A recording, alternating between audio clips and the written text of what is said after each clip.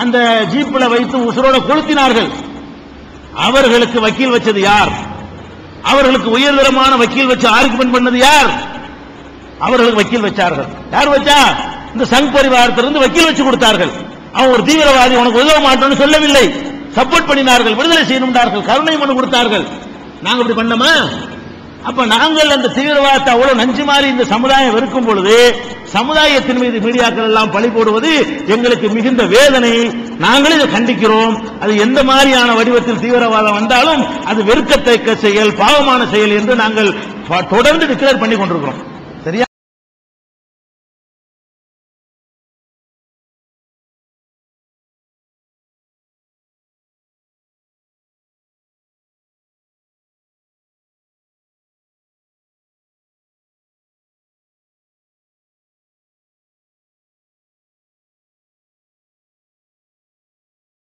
என்னுடைய பெயர் ராமச்சந்திரன். நான் நெல்லை மாவட்டம் பாளையங்கோட்டையை சேர்ந்தவன்.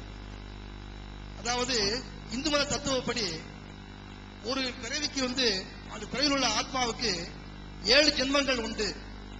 அந்த 7 பிறவிகள் கடந்துதான் அவன் சொர்க்கத்துக்கோ நரகத்துக்கோ போக முடியும் என்ற கோட்பாடு இருக்கிறது.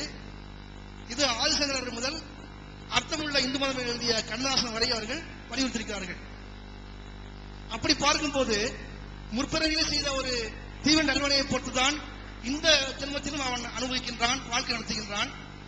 இந்த ஜென்மத்திலே அவன் செய்யக்கூடிய செயல்பாடுகளை பொறுத்துதான் அவனுக்கு அடுத்த ஜென்மம் கிடைக்கும் என்றெல்லாம் போதிக்கின்றது. ஆனால் சில வேற்று மதங்களில், இஸ்லாம் உட்பட மார்க்கங்களில் இதுபோன்ற ஜென்மங்கள் 7 ஜென்மங்கள் உண்டு என்பது நம்பிக்கை உண்டா? அப்படி இல்லை என்றால் அதற்கு அறிவுபூர்வமான விளக்கம் என்ன என்பதை தாங்கள் தயவு சொல்ல வேண்டும் என்று கேட்டுக்கொள்கிறேன். ஐயா அவர்கள் என்ன சொல்றாங்கன்னு கேட்டா, இந்து மதத்தில் 7 பிறவி இருப்பதாக நாங்கள் நம்புகிறோம். 7 ஜென்மம் மறுபிறவி. இப்ப நம்ம இன்னைக்கு ஒரு துன்பத்தை அனுபவிக்கிறோம் வைங்க, போன பிறவியில நம்ம எவனுக்காச்சு துன்பம் பண்ணியிருப்போம், அதைத்தான் இப்ப அனுபவிக்கிறோம் அப்படின்னு இந்து மதத்தில் சொல்லப்படுகிறது.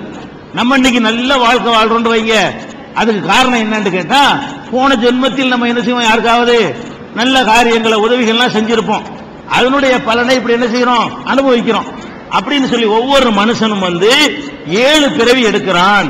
அந்த கடைசி பிறவி தான் முக்திங்கிறது, முக்தி அடைகிறதுங்கிறது. அப்படிங்கிற ஒரு சித்தாந்தம் இந்து மதத்தில் இருக்கிறது. இஸ்லாத்துல இல்லை என்று நான் அறிகிறேன். அவர் சொல்றாரு இஸ்லாம் மார்க்கத்தில் அது இல்லைன்னு சொல்றாங்க. இல்லைன்னு சொன்னால் அப்ப இந்த கஷ்டத்தை அனுபவிக்கிறான்ல, துன்பத்தை அனுபவிக்கிறான்ல, அதுக்கு ரீசன் என்ன? நாங்க ரீசன் சொல்லிடுவோம். இவன் ஏன் கஷ்டம் அனுபவிக்கிறான்னு கேட்டா, முந்தி போன பிறவில் அநியாயம் பண்ணிருப்பான் அப்படின்னு சொல்லிவிட்டு போயிருவோம். இவன் ஏன் நல்லா இருக்கிறான்னு கேட்டா, போன பிறவில் நல்லது செஞ்சிருப்பான் அப்படின்னு இந்த உலகத்தில் நடக்கிற நல்லது கெட்டதுக்கு நாங்கள் அறிவுபூர்வமா ரீசன் சொல்ல முடியுது. நீங்க அது இல்லைன்னு சொன்னீங்கன்னா இதுக்கு அறிவுபூர்வமா என்ன காரணம் சொல்லுவீங்க அப்படின்னு அவர் கேட்கிறார். முதல் விஷயம், மறுபிறவி. ஒரு மனிதன் திருப்பி திருப்பி பிறவி எடுக்கிறான் அப்படிங்கிறது அறிவுபூர்வமாக, பிராக்டிக்கல் பூர்வமாக நீங்கள் எடுத்து பார்த்தீர்களே ஆனால் அதுக்கு சாத்தியமே கிடையாது. ஏன் கிடையாதுங்கிறோம்? இன்றைக்கு உலக மக்களுடைய ஜனத்தொகை 600 கோடியை தாண்டி இருக்கிறது. 600 கோடி பேர் இருக்கிறோம். ஒரு 100 வருஷத்துக்கு முந்தைய எவ்வளவு இருந்தோமா? 300 கோடி தான் இருந்தோம். 500 வருஷத்துக்கு முந்தைய எவ்வளவு இருந்தோம்? ஒரு 200 கோடி தான் இருந்தோம். 1000 வருஷத்துக்கு முந்தைய எவ்வளவு பேர் இருந்திருப்போம்? 100 கோடி உலகத்தில் இருந்திருப்போம். 500 வருஷத்துக்கு முந்தைய எவ்வளவு பேர் இருந்திருப்போம்? உலகத்தில் 10 கோடி பேர் இருந்திருப்போம். இன்னும் கொஞ்சம் ஒரு 100 வருஷத்துக்கு முன்னாடி போனா 5 கோடியா இருந்திருப்போம். இன்னும் கொஞ்சம் மேல போனா 2 கோடியா இருந்திருப்போம். இன்னும் கொஞ்சம் மேல போனா 10 லட்சமா இருந்திருப்போம். இன்னும் கொஞ்சம் மேல போனா 1 லட்சமா இருந்திருப்போம். இன்னும் கொஞ்சம் மேல போனா உலக ஜனத்தொகை 50,000 இருந்துச்சு. இன்னும் கொஞ்சம் மேல போனா 10,000 இருக்கு. அப்புறம் 2ல போய் முடியும் வைங்களேன். அப்ப இன்னைக்கு உலக ஜனத்தொகை எடுத்து பார்த்தீர்களே ஆனால் நம்ம 600 கோடி இருக்கிறோம். இதுக்கு முந்தி 600 கோடி இருக்கல. சின்ன உதாரணம் சொல்வதாக இருந்தால், நம்ம பாரதியார் ஒரு பாட்டு படிப்பாரு. என்ன பாட்டு படிப்பாரு? 30 கோடி முகமுடையால் இந்தியாவுடைய ஜனத்தொகை 30 கோடிங்கிறார். எப்ப? பாகிஸ்தானும் சேர்த்து. பாகிஸ்தான், பங்களாதேஷ் எல்லாம் சேர்ந்து இந்தியாவா இருந்துச்சு. அந்த இந்தியாவுல எவ்வளவு பேரா? 30 கோடின்னு படிச்சாரு அவரு. 30 கோடி முகமுடையவெல்லாம் இந்திய தாய். 30 கோடி மக்கள் இருக்கிறதுனால 30 முகம், அவளுக்கு 30 கோடி முகம் இருக்குதுங்கிற மாதிரி என்ன செய்யறாரு, ஒரு உருவகமா படிச்சாரு. அப்ப இன்னைக்கு எவ்வளவு? இங்க ஒரு 110, பாகிஸ்தான், பங்களாதேஷ் ஒரு சேர்த்து ஒரு 40, 150 கோடி ஆச்சு. இப்ப இப்ப 150 கோடியா இருக்கிறோம் நம்ம. இது பாரதியார் காலத்தில் எவ்வளவு இருந்துச்சு? 30 கோடியா இருந்துச்சு. பாரதியார் காலத்திலே ரொம்ப காலத்துக்கு முந்தினவர், அவரு கொஞ்சம் முந்தினவர். அப்ப நம்ம மறுபிறவி இருக்குன்னு வைங்க, இருந்தால் உலக ஜனத்தொகை இப்படி சீரா இருக்குமா? முதல்ல 2 பேர் தான் இருந்தாங்க. மறுபிறவி 2 தான் இருக்கணும். மறுபிறவி 2 தான் இருக்கணும். மறுபிறவி 2 தான் இருக்கணும். மறுபிறவி 2 தான் இருக்கணும். அப்ப இன்னைக்கு 600 கோடி இருக்கிறமே, இன்னொரு 10 வருஷம் கழிச்சு எவ்வளவு ஆயிருவோம்? 1000 கோடி ஆயிருவோம். 600 கோடிக்கு 600 கோடி தானே மறுபிறவி வரணும். இன்னொரு 400 எங்க இருந்து வருதுங்கிறேன்.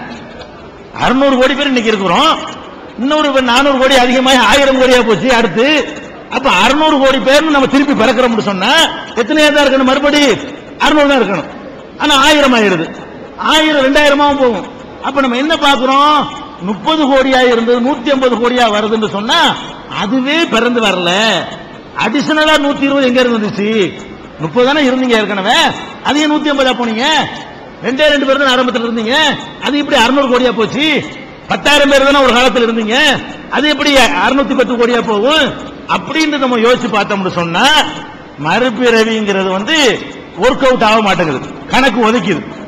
மறுபிறவி இருந்தால் என்ன செய்யணும்? கணக்கு டேலி ஆக மாட்டேங்குது. அப்ப நம்ம மறுபிறவி எடுக்கல. மறுபிறவி எடுத்தால் ஒரு 10,000 1,00,000 வருஷமாக ஒரே நம்பர்ல தான் இருக்கணும். ஒருத்தன் செத்தா ஒருத்தன் பிறக்கணும். சாவும் பிறப்பும் கரெக்டான எண்ணிக்கையில் இருக்க வேண்டும். 10 செத்தால் 10 பிறந்துரும், 20 செத்தால் 20 பிறக்கும். அப்படி இருக்கணும். அப்படி இல்ல. அப்படி இல்லைங்கும் பொழுது அதே மாதிரி வேற வேற ஜீவன் சொல்ல வருவார்கள். இதுக்கு என்ன செய்வாங்கன்னு கேட்டா, மனிதன் மாத்திரம் இல்ல, ஆடு மாடுலாம் இருக்குதுல்ல, ஆடு மனுஷனா பிறகு, மனுஷன் ஆடா பிறக்குமா, அப்படி எல்லாம் கணக்கு பண்ணி பாருங்க பார்த்தால் அதுவும் அப்படித்தான். ஆடு மாடுகளும் இதே எண்ணிக்கையில் ஒரு காலத்தில் இருந்தது கிடையாது. இன்னைக்கு இருந்ததை விட முந்தி கம்மியான ஆடு தான் இருந்துச்சு.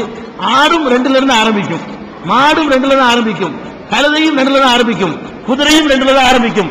எந்த ஜீவனை எடுத்துக்கொண்டாலும் கூட ஒரு ஜீவன்ல இருந்து ஒரு ஜீவனுக்கு மாறலாம்னு பார்த்தாலும் அப்பவும் இவ்வளவு நம்பர் இருக்க கூடாது.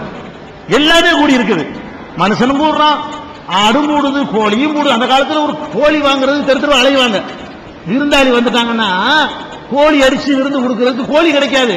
இப்ப என்ன, லாரி லாரியா இருக்கிறான் கோழிய. அப்ப எல்லாம் தாறுமாறா பல்கி பெருகிட்டு இருக்கிற காட்சியை நம்ம பார்க்கிறோம். அப்ப இந்த மறுபிறவி இருக்குமே, ஆனால் எல்லா ஜீவன்களுடைய அந்த எண்ணிக்கையும் ஒரு சீரில் இருக்க வேண்டும். ஒரு சீர்ல இல்ல, 1000 மடங்கு அதிகமாக இருக்கிறது. இது ஒரு பொருந்தல ஒண்ணு. இரண்டாவது என்னன்னு கேட்டா, நான் ஒரு தப்பு செய்யறேன் இந்த பிறவியில, இதுக்காக வேண்டி அடுத்த பிறவியில் தண்டிக்கப்படுறேன் என்று வைத்துக் கொள்வோம்.